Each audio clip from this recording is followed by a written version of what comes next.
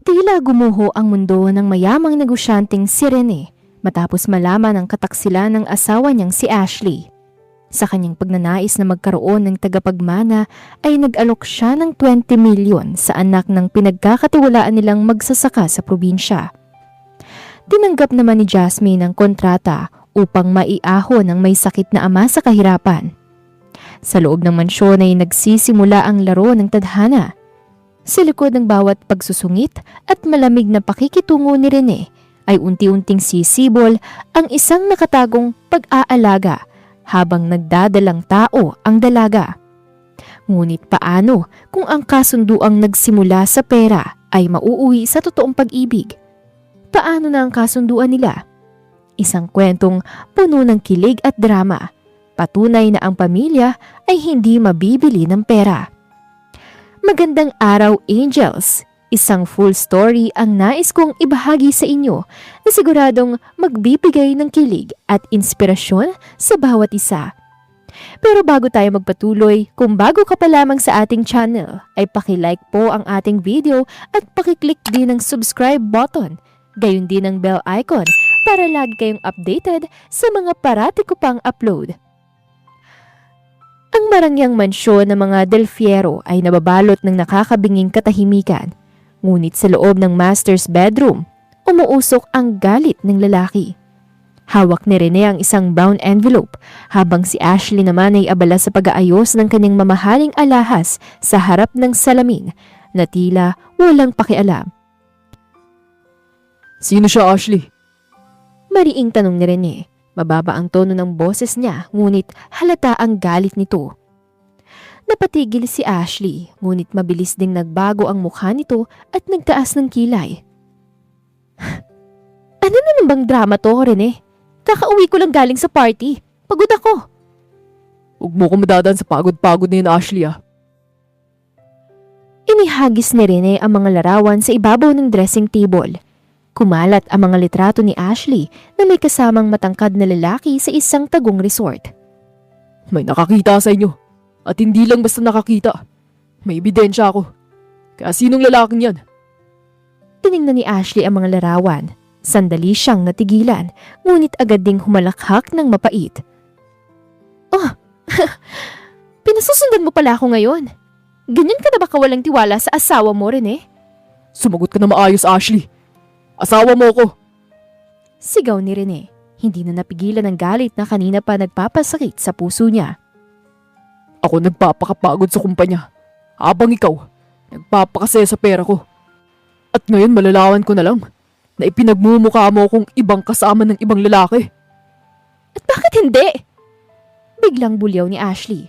Humarap siya kay Rene na may nanlilisik na mga mata. Sawang-sawa na ako sa bahay na to, Rene. Sawang-sawa na ako sa kakasabi mo na kulang ang buhay natin dahil wala tayong anak. Anong kinalaman ng anak dito? Pinag-uusapan natin ang katapatan mo. May kinalaman talaga. Hakbang ni Ashley palapit sa kanya. Itinuro ang balikat ng lalaki. Gabi-gabi na lang. Ipinagmumukha mo sa akin na baog ako. Na hindi ko kaya magbigay ng tagapagmana sa pamilya mo. Akala mo ba madali para sa akin na maging isang masayang asawa sa mata ng lipunan? Na ang totoo, walang kakayahan ng asawa ng isang Rene Del Fierro? Kailanman hindi ko sinumbat sa'yo yan, Ashley. Mahina, ngunit nanginginig ang boses ni Rene. Gusto ko ng anak. Oo. Pero hindi kita minaliit dahil doon. Naghahanap tayo ng paraan, di ba? Handa akong gumastos ng kahit magkano. Paraan? Anong ibig mong sabihin? Ang kagustuhan mong plano na kumuha ng ibang babae para magdalang tao para sa'yo? Yung balak mong bayaran ng 20 milyon? Natawa si Ashley nang may panguuyam. Nandidiri ako sa ideyang yan, Rene. Kaya wag mo kong sisihin kung maghahanap ako ng kalinga sa iba. Sa lalaking hindi ako tinitingnan bilang isang sirang makina na hindi makagawa ng bata. Kaya nagpapakasawa ka sa piling ng lalaking yan, ha? Galit na hinawakan ni Rene ang braso ni Ashley. Kahit kailan, hindi naging rason ang kakulangan natin para pagtaksilan ka. Minahal kita, Ashley. Binigay kong lahat sa'yo. Bitawan mo nga ako! Nasasaktan ako! Pinaliwala ni Ashley ang hawak nito at mabilis na kumawala. Minahal? O baka naman ang pangalan lang ng pamilya mong minahal mo? Huwag tayong magmalinis dito, Rene. Matagal nang patay ang kasal natin. At ang lalaking yan, siyang nagpapadama sa akin na buhay ako. Nanlamig ang buong katawan ni Rene. Ang mga salitang binitawan ng asawa niya ay mas matalim pa sa matulis na bagay. Ang babaeng pinangakuan niya sa harap ng altar ay tuluyan ng naging isang estranghero sa paningin niya. Kung ganun, Pilit na pinatatag ni Rene ang kanyang boses, bagaman may luhang nagbabadyang pumatak sa kanyang mga mata. wala nang ang rason para ituloy pa natin ang pagsasamang to. Talaga! Mag-file ka na ng annulment. Wala akong pakialam. Basta siguraduhin mo lang na makukuha kong kalahati ng ari-arian mo. Nakangising banta ni Ashley habang kinukuha ang kanyang designer bag. Hindi mo makukuha ang pinaghirapan ko para lang iwaldas mo sa lalaking mo. Mariing sagot ni Rene. At tungkol sa plano ko, itutuloy kong pagkuha ng magdadala ng anak ko. 20 milyon. Barya lang sa akin yan. At sisiguraduhin kong sa legal na paraan, ikaw ang mawawalan ng lahat. Subukan mo, Rene. Tingnan natin kung sinong babaeng galing sa basura ang papatol sa alok mo. Huling hirit ni Ashley bago ito naglakad palabas ng silid at mabilis na isinara ang pinto. Naiwan si Rene na nag-iisa sa gitna ng karangyaan ng kwarto. Napaupo siya sa gilid ng kama, sapo ang kanyang noo. Ang galit sa kanyang puso ay napalitan ng isang malamig at matigas na determinasyon. Kung tinalikuran siya ng kanyang asawa, ay gagawin niyang lahat para makuha ang tanging bagay na magpapatuloy ng kanyang lahi, ang isang anak. At alam na niya kung sinong hihinga ng tulong. Ang pamilya na matapat na magsasaka sa kanilang probinsya na may isang maganda at inosenteng dalagang anak na nagkakalang Jasmine. Umuwi si Rene sa probinsya ng San Rafael, malayo sa maingay at magulong buhay sa Maynila. Dito matatagpuan ang malawak na lupain ng mga Del Fierro na pinamamahalaan ng matapat nilang kasama na si Mang Aris. Sa gitna ng lunti ang bukirin ay nakatayo ang isang simpleng kubo kung saan nakatira si Jasmine, ang dalagang anak ng magsasaka na kilala sa kaangking ganda nito at busilak na puso. Nakahanda na ang lahat sa pagkainan ng dumating si Rene. Kasama niya ang kanyang abogado na si Attorney Maranan. Nakaabang naman si Mang Aris at si Jasmine na tila kinakabahan sa biglaang pagbisita ng kanilang amo. Magandang hapon po, Senyor Rene. Magalang na bati ni Mang Aris habang nagpupunas ng pawis sa noo. Pasensya na po kayo sa aming munting tahanan. Wala nga naman po, Mang Aris. Maupo po kayo. Seryosong sagot ni Rene. Tumingin siya kay Jasmine na nakayuko lang at pinaglalaruan ng mga daliri. Jasmine, maupo ka rin. May mahalaga tayong pag-uusapan. Salamat po, senyor. Mahinang tugon ni Jasmine bago dahan-dahang umupo sa tapat ni Rene. Bahagya siyang napaangat ng tingin at doon niya napansin ang matitigas na titig ng binata. Gwapo ito, ngunit bakas sa mga mata nito ang matinding bigat at lamig. Diretsahang binuksan ni Attorney Maranan ang dalang folder. Mang Aris, Jasmine, narito kami ngayon para sa isang formal at legal na kasunduan. Isang negosyo kung ituturing. Negosyo po? Tungkol saan po ba yan, Attorney? May problema po ba sa lupa? Tanong ni Mang Aris na nagsisimula ng kabahan. Walang problema sa lupa, Mang Aris. Pagputol ni Rene, tumingin siya ng diretso sa mga mata ni Jasmine. Jasmine, diretso kong sasabihin sa'yo. Kailangan ko ng anak. At gusto kong ikaw ang magsilbing ina na magiging tagapagmana ko. Nanlaki ang mga mata ni Jasmine. Halos mabitawan naman ni Mang Aris ang hawak nitong baso. Ano pong ibig niyong sabihin, Senyor Rene? Anong ang asawa niyo? Hiniwalayan ko na si Ashley. May iba na siya. Malamig na saad ni Rene. Hindi ko nasasabihin ng detalye ng personal naming buhay. Ang mahalaga ngayon ay ang alok ko sa anak mo. 20 milyon. 20 milyon! Napasigaw si Mang Aris, hindi makapaniwala sa narinig. Napatayo si Jasmine at nanginginig ang boses sa halo-halong gulat at tila pagkainsulto. Senyor Rene, ginagawa niyo po ba akong mababang babae? Pera-pera lang po ba sa inyong pagkakaroon ng anak? Jasmine, maupo ka. Utos ni Rene na walang emosyon. Hindi kita binabayaran para maging masamang babae. Ito ay isang kontrata. Magkakaroon ng artificial insemination o anumang legal at medical na proseso. 1 taon. Ipapanganak mo ang bata. Ibibigay mo sa akin at pagkatapos nun, malaya ka na sa obligasyon mo. Kasama ang 20 million. Pero senyor, Sumbat ni Mang Aris, namumulang muka. mahirap lang kami, oo. Pero may dangalangan ako. Hindi ko ipagpapalitangan ako sa pera ninyo. Tatay, sandali lang po. Pagpapakalma ni Jasmine sa ama, kahit na siya mismo ay naguguluhan. Tiningnan niya si Rene. Bakit ako, senyor? Marami namang mayayamang babae dyan. Maraming mas bagay sa estado nyo. Dahil alam kong tapat ang pamilya ninyo. At kailangan ko ng babaeng walang ibang motibo, kundi ang kasunduan lang. Sagot ni Rene habang nakasalansa ng mga kamay sa mesa. Isipin mong tatay mo, Jasmine. Matanda na siya. Sa 20 million, hindi niya na kailangan magbilad sa sikat ng araw-araw. Mabibili niyong lupang ito. Mapapagamot mo ang sakit sa puso niya. Huwag kang maging emosyonal. Isipin mong praktikal na buhay. Natigilan si Jasmine. Tumama ang mga salita ni Rene sa pinakamahina niyang parte, ang kalusugan ng kanyang ama. Ilang gabi na niyang naririnig na humihingal at umaaray ang ama dahil sa sakit sa puso, ngunit wala silang sapat na pera para sa operasyon nito. Huwag mo kong isipin, anak. Pakiusap ni Mang Aris habang may luhang pumapatak sa kanyang pisngi. Kaya ko pa. Huwag mong ibenta ang sarili mo. Hindi niya binibenta ang sarili niya, Mang Aris. Binabayaran kong sakripisyo niya. Giit ni Rene sabay usog ng kontrata sa harap ni Jasmine. Na ito ang paunang 5 milyon. Kapag pinirmahan mo yan ngayon, ang natitirang 15 million ay ibibigay pagkaanak mo sa bata. Tinignan ni Jasmine ang panulat na nasa ibabaw ng mesa. Pagkatapos ay tinignan niya ang kanyang ama at huling binalingan si Rene na seryoso ang mga mata. Kung papayag ako, nanginginig ang labi ni Jasmine.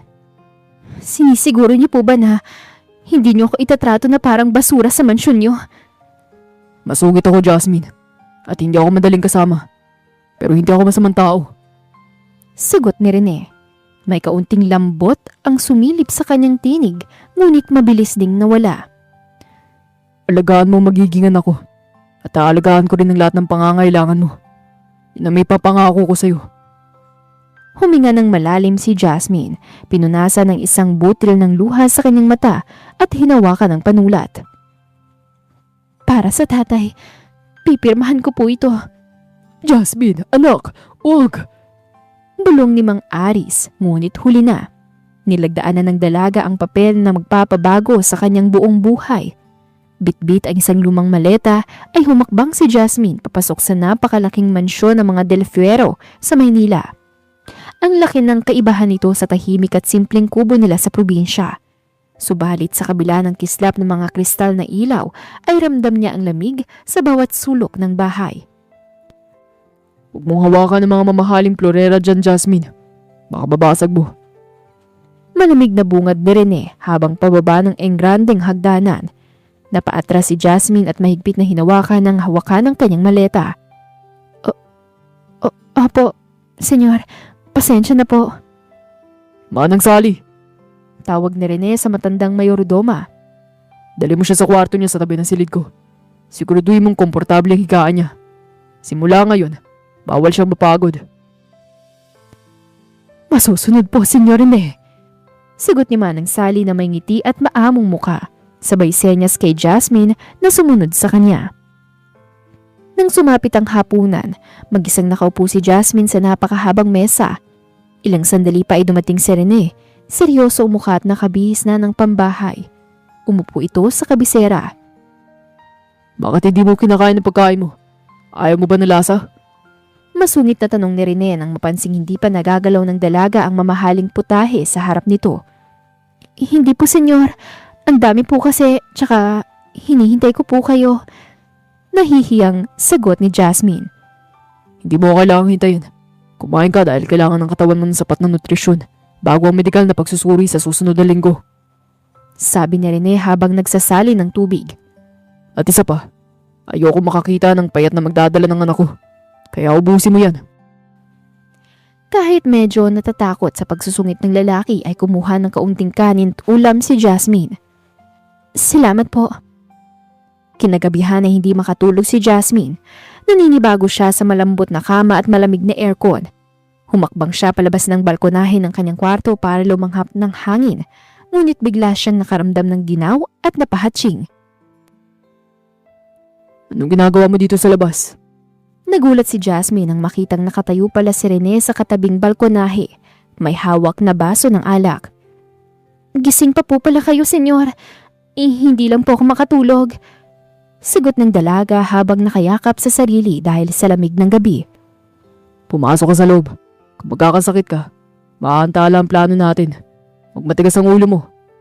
Utos ni Rene na nakakunot ang noo. Opo, papasok na. Malungkot na tugon ni Jasmine at tumalikod na. Ngunit bago pa niya maihawak ang kamay sa pinto, ay narinig niya mga yabag ni Rene palapit sa kanya. Sa isang saglit ay naramdaman ni Jasmine ang isang makapal at mainit na tsinelas na inilagay sa kanyang paanan at isang mamahaling jacket na isinampay sa kanyang mga balikat. Senyor? Gulat na napatingin si Jasmine sa mga mata ng binata. Ang lapit nito at amoy na amoy niya ang mamahaling pabango ng binata na may kasamang amoy ng alak. Huwag ka mag-isip ng kung ano. Pag-iwas ng tingin ni Rene, bagaman bakas ang pag-aalala sa boses nito. Ayoko lang na magkaroon ka ng sipon. Yung magiging ina ng anak ko. Kaya suotin mo yan at uminom ka ng mainit na gatas sa kusina. Nagpati daw kay Manang Sally. Bago pa man makasagot si Jasmine, mabilis nang tumalikod si Rene at pumasok sa sarili nitong kwarto. Sabay sarado ng pinto ng malakas. Naiwan si Jasmine ang hawak ang jacket na suot niya. Napangiti siya ng bahagya sa gitna ng lamig. Masungit nga siya pero may puso naman pala. Bulong ng dalaga sa sarili habang nararamdaman ang kaunting kilig sa kanyang puso.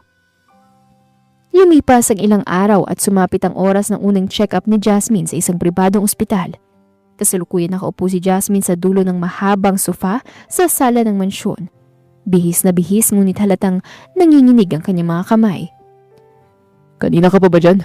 Bakit hindi ka pa sumasakay ng sasakyan? Napatingala si Jasmine. Pababa si Rene ng hagdan at isinusuot ang kanyang mamahaling wristwatch habang nakakunot naman ang noo. Hinihintay ko lang po kayo, senyor. Akala ko po kasi hindi kayo sasama. Nahihiyang sagot ng dalaga. Siyempre sasama ako. Buhay na magiging anak ko nakataya rito, Jasmine. Huwag mong isipin pababayaan ko lang prosesong ito. Seryoso na sabi ni Rene habang naglalakad palabas. Sumunod ka na. Ayoko nang nalilate. Sa loob ng sasakyan ay tahimik lang si Jasmine habang nakatingin sa labas ng bintana. Napansin ni Rene panayang hawak ng dalaga sa kanyang tiyan na tila ba sumasakit ito sa labis na nerbiyos. May masakit ba sa'yo? Biglang tanong ni Rene, bagaman hindi ito nakatingin sa kanya at nakatutok lang sa kanyang iPad. Wala naman po, senyor. Medyo kinakabahan lang po ko sa ituturok o sa gagawin ng doktor mamaya. Kinakabahan na tugon ni Jasmine. Huminga ng malalim si Rene at ibinaba ang hawak ng gadget saka lumingon sa dalaga. Huwag ka matakot. Ang pinakamagaling na doktor sa bansa ang kinuha ko. Walang mangyaring masama sa'yo, maliwanag. Bahagyang nagulat si Jasmine sa tono ng boses ni Rene. Wala ang karaniwang lamig nito. Sa halip ay may kakaibang kapanatagan siyang naramdaman. Maliwanag po, senyor. Salamat po. Nang makarating sila sa klinika ay mabilis na natapos ang unang pagsusuri. Pagkatapos ng ultrasound at blood test ay para ihanda ang kanyang katawan ay lumabas na si Jasmine mula sa examination room habang hawak ang isang maliit na bulak sa kanyang braso kung saan kinunan siya ng dugo. O bakit namumutla ka? Agaw pansin ni Rene na agad tumayo mula sa pagkakaupo sa waiting area. Medyo nahilo lang ako pagkatapos kunan ng dugo, senyor. Pero okay lang po ako. Pilit ng ngiti ni Jasmine pero bago pa man siya makahakbang ay bahagyang nagpagiwang-gewang kanyang katawan. Sabi nang huwag pilitin kung hindi okay eh. Mabilis na gumalaw si Rene at sinalo ang dalaga sa kanyang mga bisig. Naramdaman naman ni Jasmine ang malalakas na braso ng binata na pumulupot sa kanyang bewang para hindi siya matumba. Nagkatitigan sila ng ilang segundo. Ang mukha ni Rene ay bakas ang matinding pag-aalala malayo sa masungit nitong imahe. Senyor, kaya ko naman po. Bulong ni Jasmine habang ang puso niya ay nagwawala sa sobrang bilis ng tibok dahil sa lapit ng mukha ng binata. Maupo ka muna rito. Utos ni Rene sabay alalay sa kanya paupo sa sofa.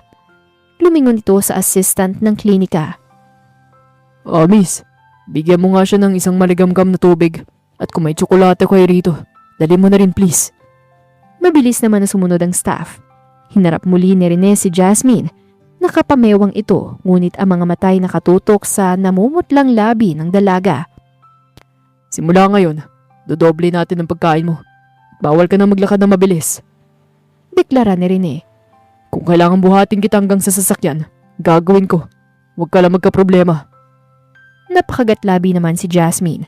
Pinipigilan ng ngiti sa gitna ng pagkahilo. Ang sungit po ninyo. Pero salamat po sa pag-aalaga, Senyor Rene. Para sa bata lang to. Pagdadahilan ng binata habang umiiwas ng tingin, ngunit hindi nito napansin ang bahagyang pamumula ng kanyang sariling mga pisngi. Isang buwan matapos ang proseso ay binalot ng matinding kaba ang buong mansyon. Nakatayo si Jasmine sa loob ng kanyang banyo, nakatitig sa maliit na plastik na bagay na hawak niya. 2 pulang guhit. Positibong buntis na siya. Dahan-dahan siyang lumabas ng silid habang nanginginig ang mga tuhod. Pagbaba niya sa sala ay doon na pala naghihintay si Rene, pabalik-balik sa paglalakad at halatang hindi rin mapakali. O ano na? Bakit ganyan na mukha mo? Mabilis na tanong ng binata, bakas ang tensyon sa boses nito. Huwag mo sabihing negative. Hindi agad nakapagsalita si Jasmine. Idabot niyang pregnancy test kit kay Rene habang nangingilid ang mga luha sa kanyang mga mata. Senyor, tingnan po ninyo. Hinablot ng binata ang pregnancy kit. Nanlaki ang kanyang mga mata nang makita ang 2 maliliwanag na linya. Saglit siyang natigilan na tila hindi maproseso ang kanyang utak sa nakikita. 2 guhit. Ibig sabihin, buntis ka na? Apo, senyor. Magiging tatay na po kayo. Bulong ni Jasmine habang nakangiti sa gitna ng pagluha. Buntis ka nga. Sa wakas. Sa sobrang tuwa ni Rene ay hindi niya napigilan ng sarili. Niyakap niya ng napakahigpit si Jasmine at binuhat ito ng bahagya. Ay senyor, ang bata po! Gulat na sigaw ni Jasmine habang ang kanyang puso ay tila gustong lumundag sa puso niya dahil sa biglang pagyakap ng binata. Amoy na amoy niya ang panlalaking pabango nito na humahalo sa init ng balat nito. Mabilis na ibinaba ni Rene si Jasmine, namumula ang muka sa hiya. Pasensya na. Nabigla lang ako. Baka mapaanungan ako. Ayos lang po ako, senyor. Masaya rin ako para sa inyo. Nakayukong sagot ni Jasmine, hinawakan ng kanyang namumulang mga pisngi. Agad nagbago ang timpla ng mukha ni Rene at bumalik sa pagiging seryoso at masungit nito para pagtakpan ang kahihiyan. Manang Sally, pumunta ka rito ngayon din. Ano po yun, senyor Rene? May nangyari ba? Patakbong lumapit ang matandang kasambahay mula sa kusina. Buntis si Jasmine, Manang Sally. Kaya simula ngayon, bawal na siyang humawak ng kahit na anong mabibigat. Kahit baso, huwag mong hahayaang siya maghugas. Seryosong utos ni Rene. Ipaganda mo siya ng pinakamasustansyang pagkain, Manang, at tawagan mo ang doktor. Sabihin mo na magpapadala ako ng karagdagang bayad para sa lingguhang home visit. Aba, magandang balita yan, senyor. Susundin ko po ang lahat. Nakangiting sagot ni Manang Sally bago bumalik sa kusina upang maghanda na. Humarap muli si Rene kay Jasmine, nakapamewang ito. At ikaw, Jasmine, simula ngayon, bawal ka nang umakyat baba sa hagdan ng mag-isa. Kung may kailangan ka, tumawag ka sa intercom. Maliwanag ba? Senyor naman, buntis lang ako, hindi naman po ako lumpo. Mahinang reklamo ni Jasmine na may kasamang biro. Huwag mo akong pilosopuhin, Jasmine. Asik ni Rene, pero bago ito tumalikod ay kinuha nito ang isang malambot na unan sa sofa at maingat na inilagay sa likod ng dalaga nang maupo ito. Maupo ka lang dyan. Magpapaluto ko ng sopas. At huwag kang aalis hanggat hindi ko sinasabi. Habang naglalakad palayo si Rene, na busy na naman sa pagdial sa kanyang cellphone ay napahawak si Jasmine sa kanyang tiyan. Ang pagsusungit ng amo ay unti-unti nang nagiging musika sa kanyang pandinig dahil alam niyang sa likod ng bawat bulyaw nito may nakatagong matinding pag-aalala. Pumasok ang 3 buwan ng pagdadalang tao ni Jasmine at kasabay nito ay ang pagdating ng matinding paglilihi niya. Isang gabi, bandang 2:00 ng madaling araw ay nagising si Rene dahil sa narinig na mahihinang kilos mula sa kusina. Agad siyang bumangon, nakasando at nakapantalon lang habang pababa ng hagdan. Sino yan? Mariing tanong ni Rene habang binubuksan ng ilaw sa kusina. Napatigil naman si Jasmine sa harap ng nakabukas na refrigerator. Hawak niya isang garapon ng atsara at isang platito ng tsokolate. Napalingon siya sa binata at gulo-gulo ang buhok at tila nahihiya. Senyor, pasensya na po. Naistorbo ko po ba kayo sa pagtulog? Mahinang saan ng dalaga. Ano ginagawa mo dito sa oras na to? At ano yung hawak mo? Kumunot ang noon ni Rene. Atsara at tsokolate. Ano bang klaseng kombinasyon yan? Baka sumakit ang tiyan mo dyan. Ito po kasi ang gusto kong kainin, senyor. Katwiran ni Jasmine, habang nagsisimula ng mamuo ang luha sa kanyang mga mata dahil sa pagiging emosyonal ng isang buntis. Naglilihi po ako. Ang gusto ko talaga ay yung maasim na may matamis. Napaatras si Rene nang makitang iiyak na naman ng dalaga. Bakit iiyak ka na naman? Sinasabihan lang kita, huwag kang umiyak. Baka ma-stress ang bata. Ang sungit mo kasi palagi, senyor. Tuluyan ang pumatak ang luha ni Jasmine. Isinawsaw niya ang isang piraso ng atsara sa tsokolate at sinubo. Ang hirap kaya maglihi. Tapos bigla ka na lang darating dito para lang pagalitan ako. Sino naman nagsabi na pagagalitan kita? Napahilot sa kanyang sentido ang binata. Halatang sumusuko sa pagiging sensitive ng dalaga. Lumapit siya at kinuha ang garapon sa kamay ni Jasmine. Maupo ka ron sa dining table. Ako na mag-aayos nito. Talaga po, senyor. Singhot ni Jasmine habang pinupunasan ng kanyang pisngi. Oo na. Maupo ka na ron bago pa magbagong isip ko. Asik ng binata pero ang kilos niya ay kabaliktaran ng kanyang boses. Maingat niyang inilagay ang pagkain sa mesa at kumuha pa ng maligamgam na tubig para sa dalaga. Habang pinapanood ni Rene si Jasmine na masayang kumakain ng kakaibang pagkain nito, ay unti-unting lumambot ang kanyang ekspresyon. Umpo siya sa tapat ng dalaga at ipinatong ang kanyang baba sa kanyang kamay. Salamat po, senyor. Nakangiting sabi ni Jasmine habang may bahid pa ng tsokolate sa labi. Mabait ka naman pala kahit papaano. Kahit papaano lang. Tinaasan siya ng kilay ni Rene. Salamat sa komplemento, Jasmine. Pero seryoso, may iba ka pa bang gustong kainin? Sabihin mo na ngayon para may pabalik ko bukas kay Manang Sally. Gusto ko po ng manggang hilaw, yung galing mismo sa puno natin sa San Rafael.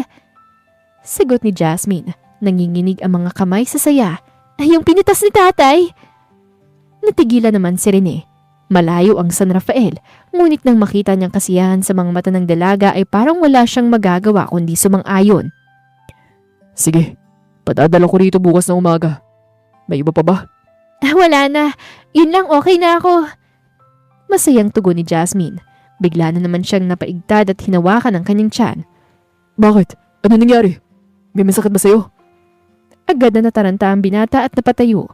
Hinawakan na magkabilang balikat ni Jasmine. Tatawag na ba ako ng ambulansya? Natawa naman ng mahina si Jasmine at kinuha ang kamay ni Rene.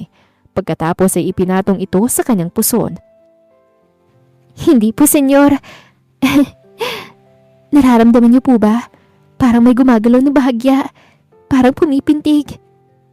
Ramdam ni Rene ang init ng balat ni Jasmine at ang marahang tibok mula sa loob ng tiyan nito. Nanlaki ang kanyang mga mata at sa pagkakataong to ay hindi niya na naitago ang napakalawak ng ngiti sa kanyang mga labi. Anak ko.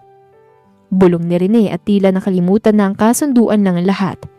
Tumingin siya kay Jasmine at sa unang pagkakataon, nakita ni Jasmine ang totoong lambot at pagmamahal sa mga mata ng kanyang masungit na amo. Lalong naging maalaga si Rene habang lumalaki ang tiyan ni Jasmine.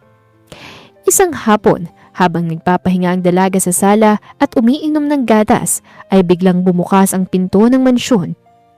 Hingal na pumasok si Ashley. Naka-designer dress ito, ngunit gulong-gulo ang buhok at halatang galit na galit. "Sino ka?" Bulyaw ni Ashley nang makita si Jasmine. "Ikaw bang babaeng galing sa probinsya na ipinagpalit sa akin ni Rene?" Napatayo naman si Jasmine, hawak ang kanyang tiyan dahil sa takot. Sino po kayo? Ako ang legal na asawa ng lalaking naloko mo."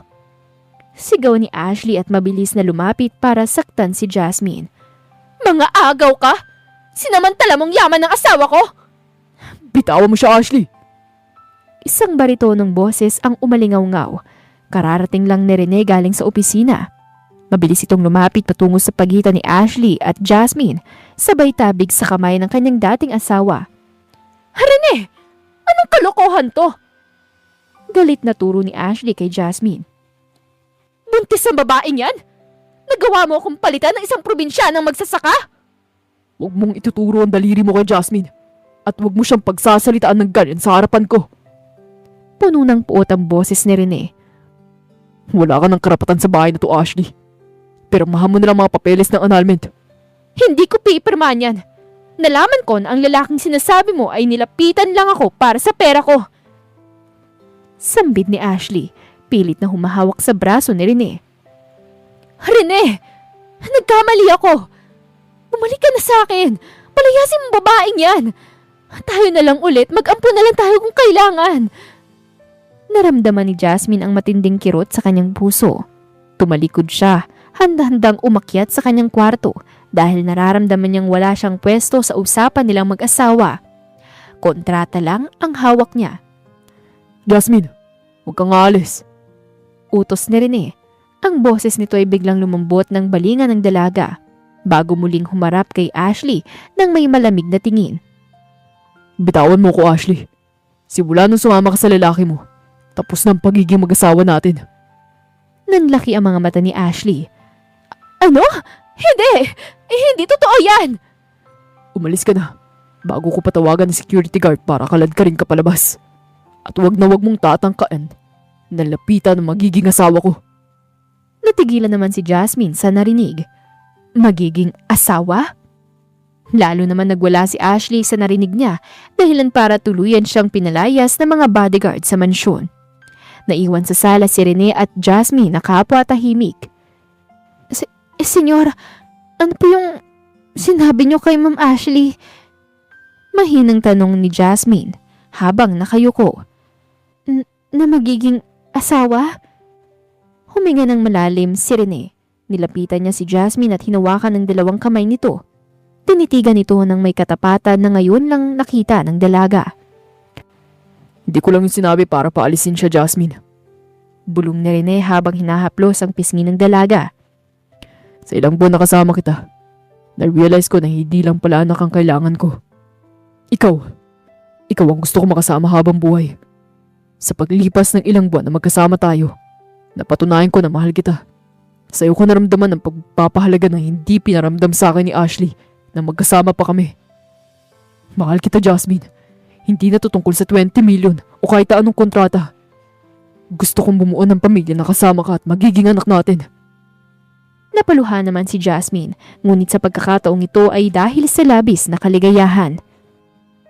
"Mahal din po kita, Senyor Rene, kahit na napakasungit niyo sa akin." Pag-amin ng dalaga. Natawa ng mahina si Rene at niyakap ng mahigpit si Jasmine. Magtiwala ka sa akin. Poprotektahan ko kayo ng anak natin. Kinabukasan ay matapos ang kaguluhang idinulot ni Ashley ay nanatiling tahimik ang mansyon.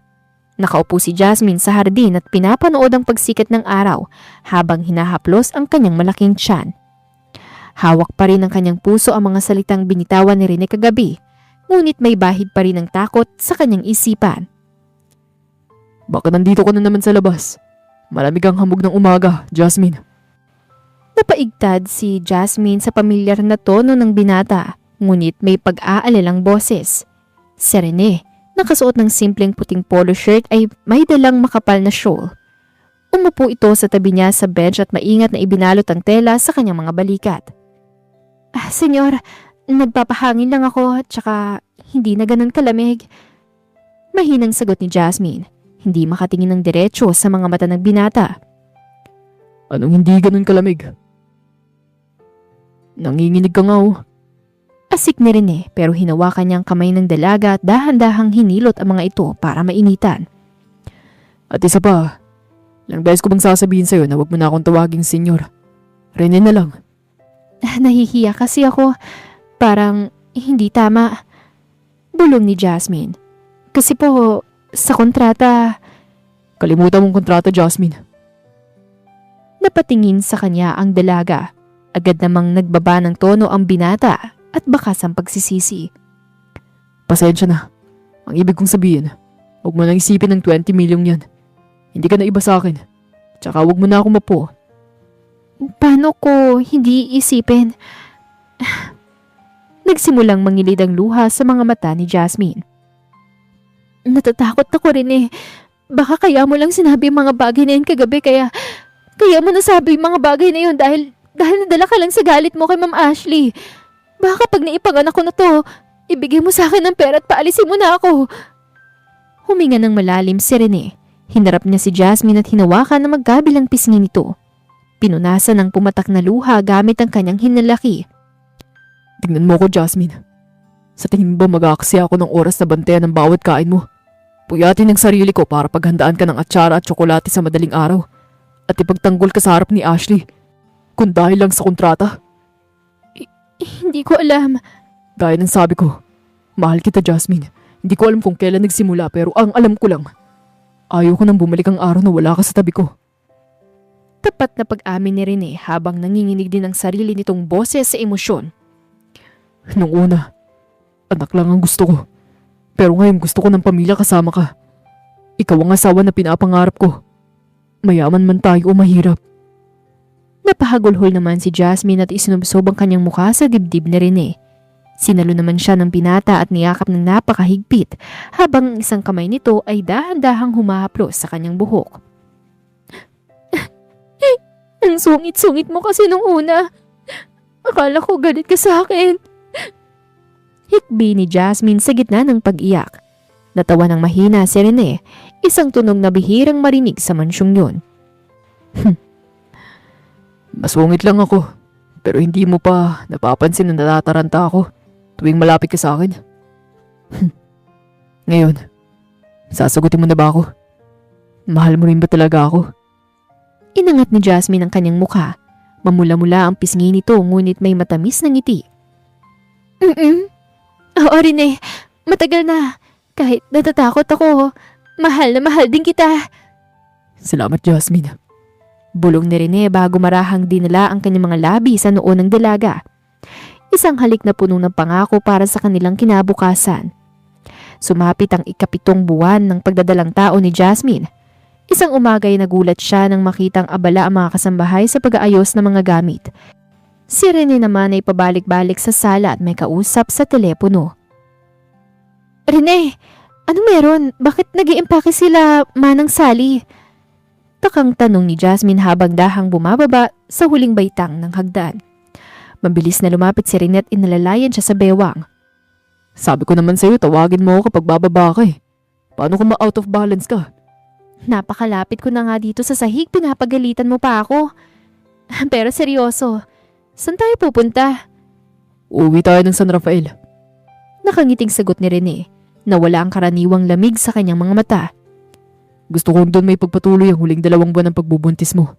Masariwa ang hangin doon. Mas makabubuti yun sa anak natin. Nanlaki naman ang mga mata ni Jasmine sa tuwa. Talaga? Makikita ko si tatay? Oo. At katunayan, tinawagan ko na siya. Kaya maganda ka na. Sabi ni Rene habang pinupunasan ng pawis sa noo ng dalaga. Matapos ang ilang oras ng biyahe, narating nila ang San Rafael. Ngunit laking gulat ni Jasmine nang hindi sila huminto sa tapat ng kanilang lumang kubo. Sa halip ay pumasok ang sasakyan sa isang bagong gawang konkretong bahay. Simple ngunit malawak. May magandang hardin at napapaligiran ng mga puno ng mangga. Rene, kanino tong bahay? Naliligaw ba tayo? Naguguluhang tanong ni Jasmine. Bago pa makasagot si Rene ay bumukas ang pinto ng bahay at iniluwan nito si Mang Aris. Mas malusog na ito tingnan at nakabihis ng maayos. Jasmine! Anak! Masayang tawag ng matanda. Tatay! Napaiyak si Jasmine sa labis na tuwa. Mabilis sana siyang hahakbang, ngunit pinigilan siya ng mahigpit ng kamay ni Rene. Daan-daan lang, Jasmine. Baka mapano ang apo ng tatay mo. Paalala ni Rene, bagaman may ngiti na rin sa kanyang mga labi. Nang makapasok sila sa loob ay agad na hinarap ni Jasmine si Rene. Rene, ipaliwanag mo nga to sa akin. Ano tong bahay na to at si tatay, mukhang magaling na po kayo ah. Anak, si Senyor Rene ang gumawa ng lahat ng ito. Pagtatapat ni Mang Aris habang pinapaupo ang anak sa malambot na sofa. Ipinagamot niya ako sa pinakamagaling na doktor sa puso. Sabi niya ayaw niyang ma-stress ka habang nagbubuntis. At itong bahay, regalo niya sa atin. Tumingin si Jasmine kay Rene. Umaagos ang mga luha. Rene, ang akala ko ba 5 milyon pa lang ang bibigay mo nang pumirma ako? Bakit ginawa mong lahat ng ito? Umupo si Rene sa tabi ni Jasmine at hinawakan ang kamay nito sa harap ng matanda. Mang Aris, hihingin ko po sana ang kamay ng anak ninyo. Hindi na bilang surrogate mother ng anak ko, kundi bilang katuwang ko sa buhay. Mahal ko po si Jasmine. Gulat na napatingin si Mang Aris kay Rene, pagkatapos ay kay Jasmine na tumatango habang umiiyak. Kung ganon, Senyor Rene, ay, Rene pala. Napangiti ang matanda. Kung yan ang magpapasaya sa anak ko at nakikita ko naman kung paano mo siya alagaan. Wala ako ibang mahihiling kundi basbasan kayo. Hangad ko na maging masayang pagsasama ninyo. Salamat po tatay. Humarap si Rene kay Jasmine at pinunasan ang mga luha nito. Oh, bakit umiiyak ka na naman? Masungit ba ako ngayon? Tandaan mo to, Jasmine ha. Lahat ng to ay ginawa ko dahil mahal kita. At ama na din ng turing ko kay Tatay Aris. Kaya gusto ko na maayos ang kalagayan niya dito sa San Rafael. Kaya huwag ka nang magtago pa, okay? Dahil magiging bakasyonan din to na magiging anak natin. Salamat talaga Rene. Hikbi ni Jasmine sabay yakap ng mahigpit sa leeg ng binata. Sobra-sobra nang binibigay mo sa akin. Akala ko pera lang ang makukuha ko pero binigyan mo ko ng pamilya at totoong pagmamahal. Ikaw ang nagbigay ng kulay sa buhay ko, Jasmine. Maliit na bagay lang to kumpara sa saya na dinala mo sa akin. Bulong ni Rene habang hinahaplos ang likod ng kanyang magiging asawa. Tahimik at payapa ang mga unang linggo ni Jasmine sa bagong bahay nila sa San Rafael. Subalit isang hapon, habang wala si Rene dahil may pinuntahang emergency meeting sa bayan, ay isang mamahaling sasakyan ang biglang pumarada sa tapat ng kanilang bakuran. Bumaba si Ashley na mukhang mas lalong naging desperada at haggard kumpara sa huli nilang pagkikita. Diretso itong pumasok sa sala nang walang paalam. Nandito ka lang pala nagtatago ah! Bulyaw ni Ashley habang matalim ang tingin kay Jasmine na kasalukuyang nagtatahi ng damit na pambata. Napatayo si Jasmine, mabilis na humawak sa kanyang tiyan na ngayon ay napakalaki na. Ashley, ano ginagawa niyo rito? Nakiusap na si Rene sa inyo na huwag na kayong lalapit sa amin. Huwag mo akong madala-dala sa Rene na yan ah. Humakbang palapit si Ashley, nanginginig ang boses sa galit. Sinira mong buhay ko. Dahil sa'yo, tuluyan ang pinirmahan ni Rene ang annulment. Wala akong nakuha kahit isang kusing dahil sa ebidensyang hinahawakan niya. Hindi ko sinira ang buhay mo. Matapang, ngunit mahinahong sagot ni Jasmine. Pinipilit na huwag magpanik para sa bata. Kayong sumira sa kasal niyo nung nagtaksil kayo sa kanya. Ang lakas ng loob mong pangaralan ako ah. Dapat sa'yo, mawala kasama ang anak mo. Subukan mo idapo ang dumi ng kamay mo sa kanya, Ashley. Titiyakin kong sa kulungan ng bagsak mo ngayon din. Isang galit na boses ang pumutol sa ere. Kararating ng ni Rene. Mabilis itong tumakbo, papasok at mabilis na hinablot ang braso ni Ashley bago pa man ito matamaan si Jasmine. Inaharang ni Rene ang kanyang katawan para protektahan ng dalaga. Rene! Nanginginig na tawag ni Ashley. Nabura ang tapang sa kanyang mukha nang makita ang nanlilisik na mga mata ng dating asawa. Nalugi ang pamilya ko, Rene. Kailangan ko ng pera. Wala akong pakialam sa buhay mo. Sigaw ni Rene. Galit na galit ang kanyang buong reaksyon. Umalis ka na rito.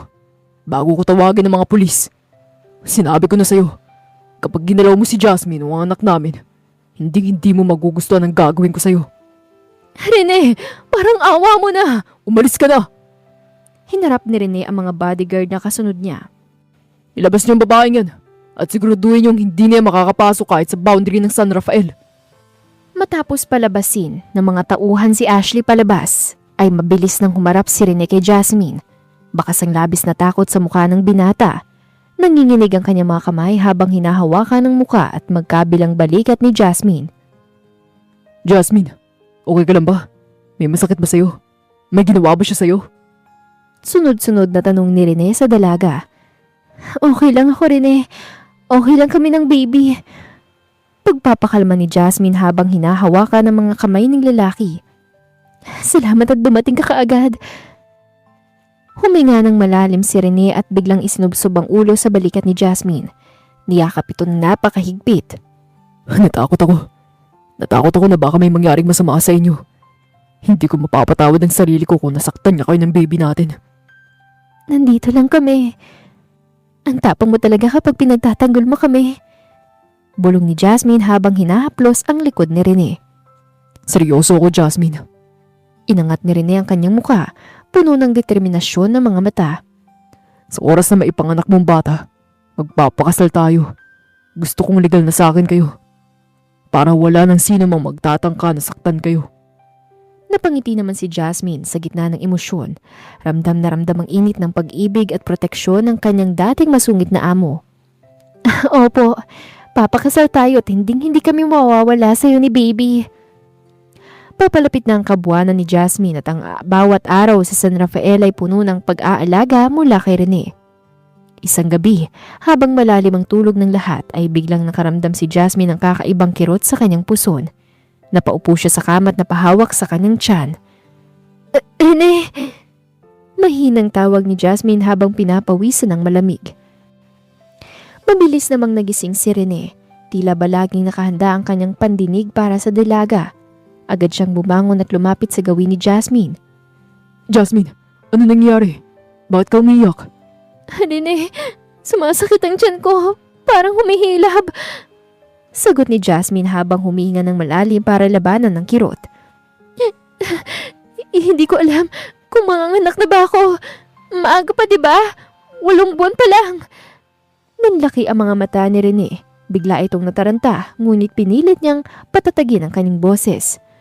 Sadali, huwag ka magpanik. Mga Aris, Manang Sally! Sigaw niya habang binubuksan ng ilaw sa silid. Humarap ulit siya kay Jasmine at hinawakan ang kamay nito. Huminga ka ng malalim, Jasmine. Nandito ako. Hindi kita iiwanan. Mabilis na pumasok si Mang Aris sa kwarto na tila natataranta. Rene, ano nangyayari sa anak ko? Mang Aris, antahan niyo na pong sasakyan. Manang Sally, paayos po ang bag na gamit ng mga bata. Saad ni Rene habang maingat niyang binuhat si Jasmine sa kanyang mga bisig. Rene, ang bigat ko na, baka mapagod ka.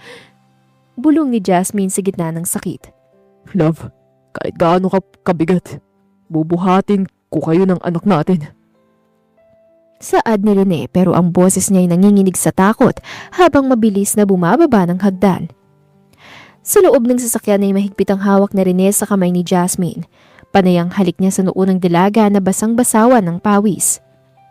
Rene, natatakot ako. Baka mapano ang baby natin. Umiiyak na sabi ni Jasmine habang sumisikip ang kanyang puso sa kaba. Walang mangyayaring masama. Narinig mo ako? Matigas na sagot ni Rene. Tinitigan niya ng diretso si Jasmine. Matapang ang anak natin dahil matapang ang nanay niya. At nandito ako. Hindi ko hahayaang may mangyaring masama sa inyo. Magtiwala ka sa akin, Jasmine. Nakarating sila sa ospital at mabilis na isinakay si Jasmine sa stretcher. Habang itinutulak ito patungo sa delivery room ay hindi pa rin binibitawan ni Rene ang kamay ng dalaga. Senyor, hanggang dito na lang po kayo. Pigil ng isang nurse kay Rene. Ako ang ama ng bata at asawa ko siya kaya papasukin niyo ako, please. Giit ni Rene. Rene, Okay lang. Pakiusap ni Jasmine, pilit nang umingiti sa kabila ng matinding labor pains. Dito ka lang sa labas. Hintay mo kami ng anak mo. Binitawan ni Rene ang kamay ni Jasmine nang may mabigat na loob. Hiintayin ko kayo, Jasmine. Mahal na mahal kita. Nang magsarado ang pinto ng delivery room ay napasandal si Rene sa pader at dahan-dahang napaupo sa sahig ng ospital. Sapo ang kanyang muka ay doon na tuluyang pumatak ang mga luhang kanina pa niya pinipigilan. Ang masungit at makapangyarihang Rene Del Fiero ay tuluyan ng natalo ng pag-ibig at takot para sa kanyang mag-ina. 4 na oras na ang lumipas mula nang ipasok si Jasmine sa delivery room. Sa labas ay hindi mapakali si Rene. Pabalik-balik siya sa paglalakad. Gusot-gusot na ang kanyang polo at kanina pa niya pinagpapawisan ng mga palad. Kasama niya sa waiting area si Mang Aris na tahimik na nagdarasal sa isang sulok. Rene, maupo muna kaya ikaw. May hilo ko sa'yo eh. Untag ni Mang Aris habang nakasulyap sa kinauupuan ng manugang. Hindi ko kaya, Mang Aris. Bakit ang tagal? Sabi ng nurse kanina malapit na pero bakit wala pa rin lumalabas? Bakas ang labis na tensyon sa boses ni Rene. Umupo siya ng bahagya ngunit agad ding tumayo matapos ang 5 segundo. Kung alam ko lang na ganito kahirap, sana hindi ko na lang hinayaang. Hinayaang ano? Magkaanak kayo. Marahang umiti ang matanda. Parte yan ng pagiging ina rin eh. Ang anak ko ay matapang, kakayanin niya yan. Pero natatakot lang po ko, itay. Sa unang pagkakataon ay tinawag ni Rene na itay ang matanda. Paano kung may komplikasyon? Kulang sa buwan ng bata. Magtiwala sa tayo sa Diyos, anak. At magtiwala ka kay Jasmine. Eksaktong pagtapos ng mga salitang yun ay bumukas ang pinto ng delivery room. Lumabas ang doktor na nakasuot pa ng surgical gown. Mukhang pagod, ngunit may ngiti sa mga labi. Mabilis pa sa 3:00 na nilapitan ito ni Rene. Dok, kumusta ang asawa ko? Ang anak ko, okay ba sila? Bakit walang umiiyak kanina? Safe ba sila? Sunod-sunod na tanong ni Rene. Kulang na lang ay hawakan niya sa balikat ang doktor. Natawa ng bahagya ang doktor. Kalma lang po, Daddy. Masyadong mabilis ang mga tanong mo. Ligtas ang asawa mo at tungkol sa baby. Sa sandaling yun, mula sa loob ng kwarto ay malingaw-ngaw ang isang malakas at matining na iyak ng sanggol. Napatigil si Rene para siyang naistatwa at binalot ng kuryente. Ang tibok ng puso niya ay sumabay sa bawat hiyaw ng bata. Napatingin siya kay Mang Aris na ngayon ay umiiyak na rin sa labis na tuwa. Congratulations, Mr. Filiero. It's a healthy baby boy. Medyo maliit dahil kulang sa buwan pero malakas sa bata. Pwede mo silang mabisita sa recovery room pagkatapos linisin ng bata. Pahayag ng doktor. Salamat, Dok. Maraming salamat. Tanging nasabi ni Rene habang pinupunasan ng luhang tuluyang pumatak sa kanyang pisngi. Pagkalipas ng 1 oras ay pinayagan na si Rene na pumasok sa pribadong silid kung saan nakahiga si Jasmine. Putlang-putla ang dalaga, may swero sa kamay. Ngunit ang mga mata nito ay nagniningning habang nakatingin sa maliit na sanggol na nakabalot sa asul na kumot sa kanyang tabi. Dahan-dahang makbang si Rene palapit, tila natatakot na baka magising ang mag-ina sa ingay ng kanyang sapatos. Rene, mahinang tawag ni Jasmine at pilit na bumabangon. Huwag ka na bumangon, Jasmine. Miga ka lang. Mabilis na saway ni Rene. Umupo siya sa tabi ng kama at maingat na hinawakan ng noo ng dalaga. Saka ito hinalikan ng matagal. Salamat. Maraming salamat, Jasmine. Ang tapang mo. Tingnan mo ang anak natin, Rene. Kamukha mo. Yung ilong. Yung panga. Pati ata pagiging masungit na kuha sa'yo. Natawa ng mahina si Rene habang nakatitig sa maliit na mukha ng bata. Dahan-dahan niyang inabot ang kanyang hintuturo at laking gulat niya nang bigla itong hawakan ng napakaliit na kamay ng anak niya. Mahigpit ang kapit nito. Ang liit niya. Bulong ni Rene at nanginginig ang boses sa matinding emosyon. Salamat, anak. Salamat at dumating ka. May pangalan ka na ba para sa kanya? Tanong ni Jasmine. Gusto kong pangalanan siyang Michael dahil siya ang anghel na nagdala sa akin sa'yo. Kung hindi dahil sa kanya, hindi kita makikilala. Hindi ko malalaman kung anong totoong kahulugan ng pamilya. Rene, hindi rin ako nagsisisi na nagtiwala ako sa'yo dahil alam kong napakabuti mong tao. Magpapakasal tayo sa lalong madaling panahon, Jasmine. Gusto kong bigyan ka ng buong pamilyang anak natin. Mahal na mahal kita, Rene. Mahal na mahal din kita, Jasmine. Kayo ng anak natin. Sagot ni Rene bago iniyuko ang kanyang ulo upang idikit ang kanyang mga labi sa labi ng dalaga. Isang halik na pagsisimula ng kanilang totoong pamilya. Ilang linggo ang mabilis na lumipas matapos ang panganganak ni Jasmine. Bit-bit ang lahat ng gamit at ang bata na mahimbing nang natutulog sa kanyang bisig ay maingat na pumasok si Jasmine sa mansyon ng Maynila. Ngunit laking gulat niya nang pagbukas ng pinto ay sinalubong sila ng nakasabit na palamuting puti, mga sariwang bulaklak at isang mahabang mesa na puno ng masasarap na pagkain. Naroon din si Mang Aris na nakabarong pa kasama si Manang Sally na abot tenga ang ngiti. Surprise, anak!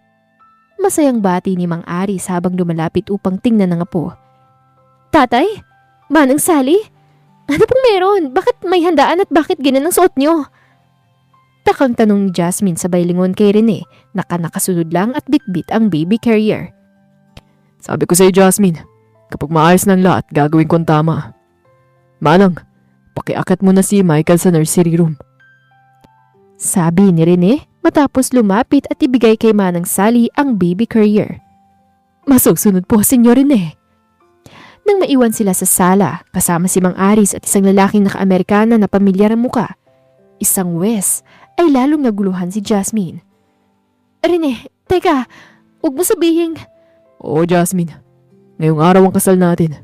Ayoko na mag-asaya ng panahon. Tapos na ang annulment ko at malaya na ako sa batas. At gusto kong maging legal na asawa kita bago matapos ang araw na to. Pero Rene, nakatambahay lang ako. Ni hindi man lang ako nakapagayos. Tingnan mo ang buhok ko, oh. Natatarantang hirit ng dalaga habang hinahawakan ng kanyang gulugulong buhok. Natawa ng mahina si Rene. Hinaplos niya ang pisngi ni Jasmine. Ang mga matay nakatitig sa kanya ng may labis na paghanga. Kahit bagong gising ka, kahit nakasando ka, o kahit ganyan ang itsura mo, ikaw pa rin ang pinakamagandang babae sa paningin ko. Hindi ko kailangan ng ingrandeng kasal sa simbahan sa ngayon. Ang gusto ko ay mangako ko sa harap ng tatay mo at sa harap ng batas na ikaw lang ang mamahalin ko habang buhay. Napaiyak naman si Jasmine sa labis na emosyon. Tumingin siya kay Mang Aris na tumatango at nakangiti sa kanya. Tatay, alam niyo po to? Oo, anak. Kinausap ako ni Rene nung isang linggo pa habang nasa ospital ka. Gusto niyang bago kayo tuluyang manirahan dito na magkasama, may hawak ang kasiguraduhan. Hindi lang basta ni ina ng anak niya, kundi asawa niya. Humarap muli si Jasmine kay Rene, umaago sa mga luha ng kagalakan. Ang sungit mo talaga. Kahit sa pagpapakasal, dinadaan mo ko sa gulat. Para hindi ka na makatanggi. Judge, handa na po kami. Nagsimula ang simpleng seremonya sa gitna ng sala. Walang maraming bisita at walang marangyang musika. Ngunit ang bawat salita ay may bigat ng katapatan. Nang sumapit ang oras ng pagpapalitan ng pangako ay hinarap ni Rene si Jasmine. Seryoso ang bawat kataga. Jasmine, nung una kitang makilala, sarado ang puso ko. Pero ang tingin ko sa lahat ng bagay at akala ko mabibili ko ang kaligayahan sa halagang 20 million. Pero binago mo ko. Sa bawat pag-aalaga mo sa akin, sa bawat sakripisyo mo para sa anak natin, ipinakita mo sa akin kung ano totoong halaga ng buhay. Ipinapangako ko sa iyo sa harap ng Diyos, ng batas at ng tatay mo, na poprotektahan kita. Hindi ko hahayaang may mga api sa iyo. Asawa kita at habang buhay kitang aalagaan. Nanginginig ang labi ni Jasmine at pinipilit na magsalita sa gitna ng hikbi. Rene, pumasok ka sa buhay mo bilang isang dalagang walang anumang kundi ang dignidad ko. Natakot ako sa iyo nung una dahil napakasungat mo. Pero sa likod ng mga bulyaw mo, naramdaman ko ang init ng pag-aalaga mo. Salamat dahil hindi mo lang ako tinuring na kontrata. Salamat dahil binigyan mo ako ng bagong pag-asa. Bagong buhay si tatay at binigyan mo ko ng pamilya. Mamahalin kita sa hirap at ginawa. In the power vested in me, I now pronounce you husband and wife. Deklara ng Wes. You may now kiss the bride. Ngayon na inilapit ni Rene ang kanyang mukha kay Jasmine. Hinawakan ng bewang nito at idinampi ang isang matamis, matagal na halik sa kanyang labi. Umalingaw-ngaw naman ang palakpakan ni Mang Aris at Manang Sally sa loob ng mansyon. I love you, Mrs. Del Fierro. Bulong ni Rene pagkatapos ng halik habang nakadikit pa rin ang kanilang noo. I love you too, Rene. Nakangiting sagot ni Jasmine habang ramdam na ramdam niyang panibago at permanenteng simula ng kanilang buhay. 5 taon pang mabilis na lumipas. Ang mansyon ng mga Del Fierro na dating malamig at tahimik ay napuno ng ingay, tawanan at buhay. Sa malawak na hardin, mabilis na tumatakbo ang isang 5 taong gulang na batang lalaki na may hawak na laruang eroplano. "Daddy! Habulin mo ako! Mabilis ako sa'yo!" Sigaw ni Michael na kuhang-kuha ang matatangos na ilong at matipunong tindig ng kanyang ama. Michael, huwag masyadong mabilis matakbo. Baka matumba ka. Saad ni Rene habang naglalakad palabas ng terrace. May hawak na tasa ng kape. Ngunit sa kabila ng kanyang masungit na tono ay may malawak ng ngiti sa kanyang mga labi habang nakatingin sa anak. "Napakasungit mo naman sa bata, Rene. Hayaan mo siyang maglaro." Untag ng isang malambot na boses. Lumabas si Jasmine mula sa kusina at may dalang platito ng biskwit. Mas lalo itong gumanda ngayon, baka sa kanyang mukha ang kapanatagan at labis na kaligayahan bilang isang tunay na may bahay at ina. Hindi ako masungit, Jasmine. Nag-aalala lang ako baka masugatan ng anak ko. Tsaka, namana niya sa'yo yung pagiging matigas ang ulo Aba, sa'yo kaya nakuha yung pagsalubong ng kilay kapag hindi nasusunod ang gusto? Biro ni Jasmine sabay tawa. Siya nga pala, nasan pala si tatay? Nasa San Rafael pa. Ayaw talagang iwanan yung taniman ng mangga dun. Kahit sinabi ko namang may tauhan naman tayo dun na pwede magasikaso. Pero paparating na rin sila dito mamayang gabi kasama si Manang Sally para sa birthday ni Michael bukas. Mommy, Daddy, tingnan niyo po, may ibon! Patakbong lumapit si Michael at yumakap sa mga binti ni Rene. Binuhat naman ni Rene ang anak at pinasandali sa kanyang balikat. Oh Michael, kumain ka na ba ng merienda mo? Huwag mong papagurin si Mami Opo, Daddy. Mabait po ako Sagot ng bata habang kinukuha ang isang biskwit sa plato na hawak ni Jasmine. Mami, totoo po ba yung narinig ko na sinabi ni Manang Sally na binayaraw daw po ako ni Daddy ng 20 million nung baby pa ako? Nabulunan ng bahagya si Rene sa kanyang kape dahil sa tanong ng bata. Mabilis namang napatingin si Jasmine sa asawa at pinipigilan ng tawa nang makitang namumula ang pisngi ng dating masungit na amo. Michael, saan mo naman narinig yan? Huwag kang makikinig sa mga kwento ni Manang Sally. Natatarantang saway ni Rene sa anak. Bakit po, Daddy? Konti lang bang 20 million? Inosenteng tanong ulit ng bata. Ibinaba ni Rene si Michael at hinawakan ng balikat nito. Seryoso ang mukha ngunit may lambot sa mga mata. Makinig ka sa akin, anak. Walang halaga ang pera kumpara sa'yo at sa mami mo. Ang mami mong pinakamahalagang regalo na dumating sa buhay ko. Kaya wag mo nang iisipin ang 20 million na yan. Maliwanag. Malaga lagot sa akin si Manang Sally. May biro na saad ng binata. Opo, Daddy! Nang maiwan silang dalawa ay lumapit si Rene kay Jasmine at dahan-dahang ipinulupot ang kanyang mga braso sa bewang ng asawa mula sa likod. Ipinatong niya ang kanyang baba sa balikat ni Jasmine. Ikaw talaga. Natawanan mo pa ako. Bulong ni Rene nang may kaunting tampo sa boses. Paano kasi? Naalala ko lang kung paano kakasungit nung una tayo magkita sa kubo namin. Nakangiting lumingon si Jasmine sa kanya. Sino mag-aakala na ang lalaking nag-alok sa akin ng 20 million para lang sa anak niya? Siya palang magiging habang buhay kong makakasama. Nagsisisi ka ba na tinanggap mo ang alok ko? Seryosong tanong ni Rene habang nakatitig ng malalim sa mata ng asawa. Kailanman hindi ko pinagsisihan yun, Rene. Dahil ang alok mo, nailigtas nun si tatay. At higit sa lahat, nahanap ko ang isang lalaki magtatanggol at magmamahal sa akin ng buong buo. Ikaw ang pinakamagandang nangyari sa buhay ko. Salamat, Jasmine. Emosyonal na sabi ni Rene. Iniuko niya ang kanyang ulot marahang idinikit ang kanyang mga labi sa labi ng asawa. Isang halik na puno ng pasasalamat, pagmamahal at katuparan ng lahat ng kanilang mga pangako. Makalipas pa ang ilang buwan, isang panibagong biyaya ang dumating sa pamilyang Del Fierro. Sa loob ng master's bedroom ay hawak muli ni Jasmine ang isang pregnancy test kit. Sa pagkakataong to hindi nakabapo kundi puro kaligayahan ang nag-uumapaw sa kanyang puso. Rene! Tingnan mo to! Mabilis na lumapit ang asawa, bitbit ang pamilyar na pag-aalala. Jasmine, dahan-dahan. Ano ba yan? Natigilan ng asawa nang makita ang 2 pulang guhit. Buntis ka ulit? Masayang saad ni Rene. Oo, At ang sabi ng doktor sa huling ultrasound, mukhang baby girl naman ang kasunod ni Michael. Yes! May baby sister na ako! Biglang sumulpot ang 5 taong gulang na si Michael mula sa pinto, bitbit ang kanyang paboritong laruan. Mami, ako magbabantay sa kanya ah. Hindi ko siya papaiyakin. Aba, mukhang may kakompetensya na ako sa pagiging bouncer ng kapatid mo ah. Biro ni Rene sabay gulo sa buhok ng anak, ngunit hindi nito napigilang yakapin ng marahan si Jasmine. Salamat love ko. Kumpleto na ang buhay ko. Handa na ako pagdating ng ating prinsesa. Buong pusong saad ni Rene. Ang tunay na pag-ibig at pamilya ay hindi nabibili ng salapi at ang dangal ng tao ay walang katapat na halaga. Nagsimula man ang lahat sa isang malamig na kontrata at transaksyong nagkakahalaga ng 20 milyon. Ipinakita ng panahon na ang pera ay pansamantala lamang na solusyon sa mga pagsubok sa buhay. Ang tunay na nagpapabago sa magulo at masungit na mundo ni Rene ay ang busilak na puso, katapatan at simpleng pagmamahal ni Jasmine. Sa huli pinatunayan ng kanilang kwento na ang tadhana ay may kakaibang paraan upang pagtagpuin ang dalawang magkaibang mundo at ang tunay na kayamanan ay magtatagpuan sa yakap ng isang buo at tapat na pamilya. Mula sa pagiging magsasaka at masungit na amo, sa gitna ng kontrata at pera, ang kanilang kwento ay nagtapos sa isang tunay, tapat at walang katapusang pag-ibig.